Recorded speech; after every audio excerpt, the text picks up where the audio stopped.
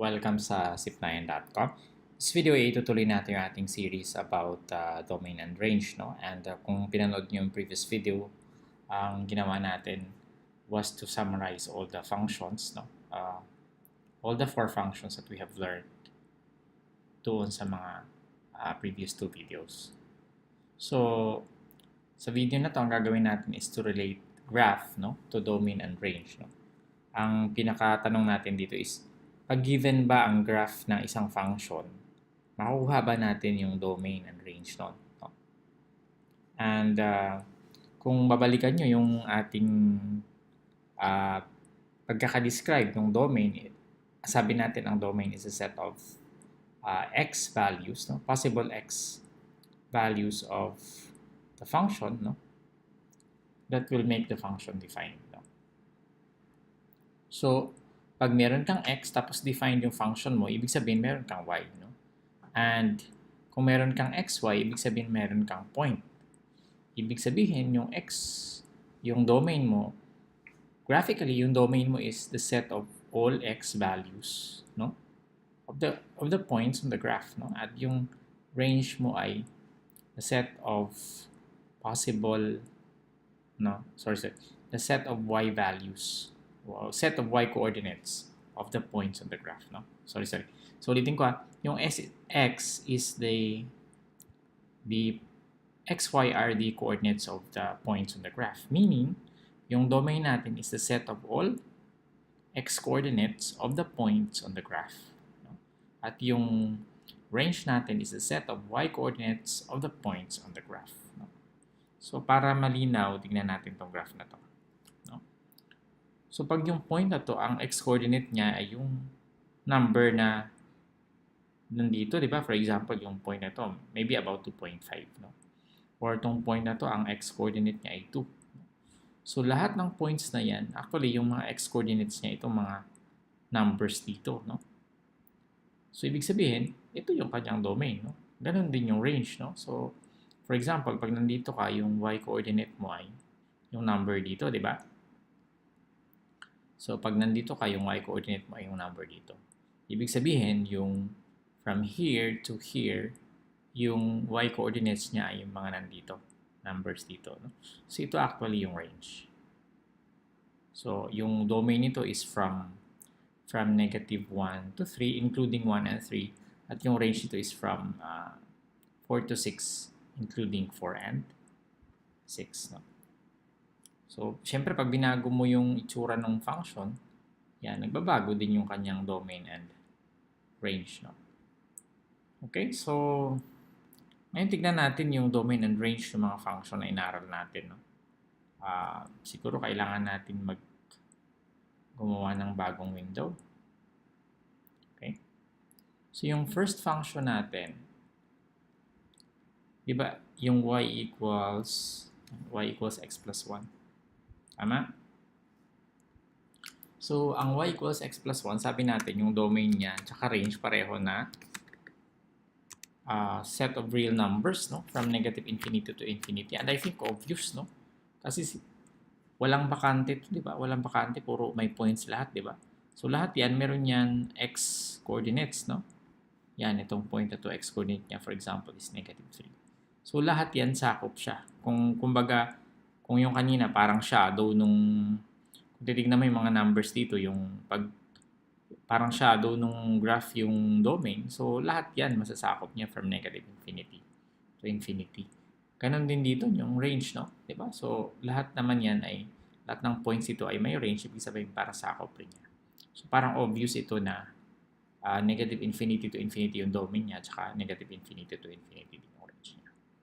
Okay? So, tignan natin yung pangalawang function, yung f of x equals square root of x. So, f of x equals square root of x. Okay? So, yung f of x equals square root of x, sabi natin, yung domain niya ay 0 to infinity, di ba? Naalala nyo? 0 to infinity kasama yung 0. No? So from here, Ang domain is actually itong nandito, di ba? Ito yung graph natin, yung x values niya. Yung mga nandito. So, wala siyang negative. From 0 lang siya up to infinity. At yung range niya, yung mga y-coordinates nung di ba? Yung y-coordinates nung points dun sa graph. So, lahat yan, papunta lang doon. And, as you increase x, no? Siyempre, nag-increase din yung y mo, no? From this equation, no? Makikita mo siya na pag nilakayan mo yung x, syempre lalaki din yung square root niya. Lalaki din yung value ng f of x mo. Ibig sabihin, lumalaki din yung y mo.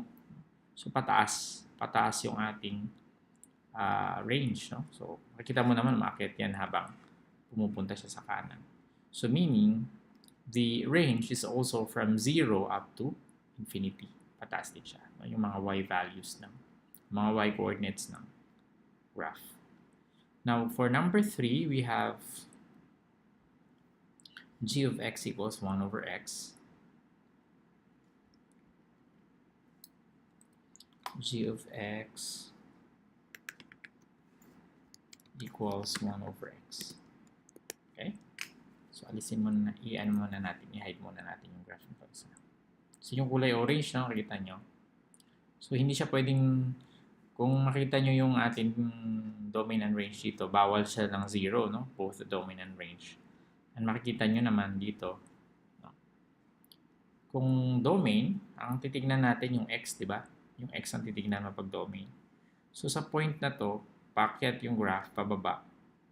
Although na hindi natin makikita yan, but hindi yan dadaan sa x equals 0. Palapit lang yan ng palapit.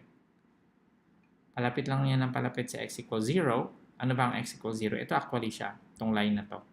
Pag nag-type ka dyan ng x equals 0, you're actually ipapatong mo siya sa y-axis, no? So, hindi siya mapupunta sa x equals 0. Bakit kaya? Tingin nyo, bakit kaya? Lagyan natin ng ibang kulay itong line na to para at least makikita nyo siya na nakapatong siya sa x o sa y-axis. So, siyang kulay green kunwari. Okay. So, yung line na x equals 0, actually nakapatong siya dun sa y-axis. Ang sabi natin, di ba, bawal yung 0 dito. So, yan yun. Ito yung line na yun. Ang tawag natin dyan actually is the vertical asymptote. Pag-aaralan natin yan sa pre-calculus.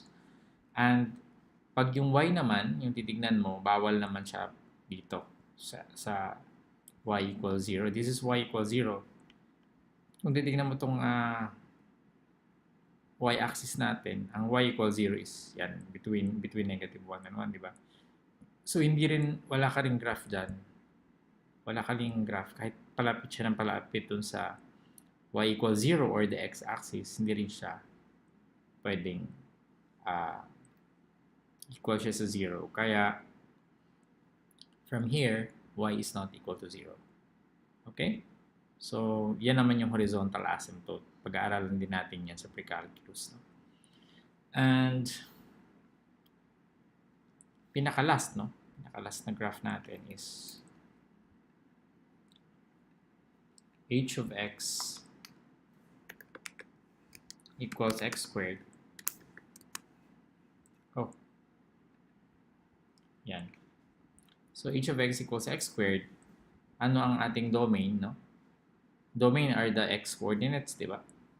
So, actually, from negative infinity to infinity yan, di ba? Kasi, habang inakyat mo yung graph, actually, palapad siya ng palapad. So, from negative infinity up to positive infinity yung domain niya. Pero yung range is the set of y values, no? So, dito lang siya. Kasi, dito lang tumatama yung function mo. So, yan. For example, itong point na to, nandito yung kanyang y coordinate. Ito yung y coordinate. So, lahat ng mga y coordinates nandito lang siya. So, from 0 to infinity, which confirms yan, from 0 to infinity siya. Pero yung domain niya from negative